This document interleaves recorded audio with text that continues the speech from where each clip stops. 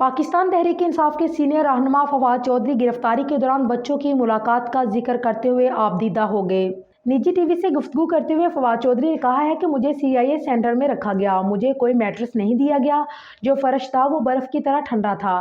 انہوں نے کہا کہ میرے اوپر کوئی تشدد کیا اور نہ ہی کوئی فلم بنائی۔ انہوں نے کہا مجھے ڈر تو تھا کہ تشدد ہوگا، لیکن تشدد نہیں ہوا، میری کوئی ویڈیو بھی نہیں بنائی گئی۔ انہوں نے کہا کہ جب جوڈیشل ریمانڈ کے بعد دوبارہ جسمانی ریمانڈ دیا گیا تو مجھے لگا اب معاملہ خراب ہے، لیکن پھر کوئی تشدد نہیں ہوا۔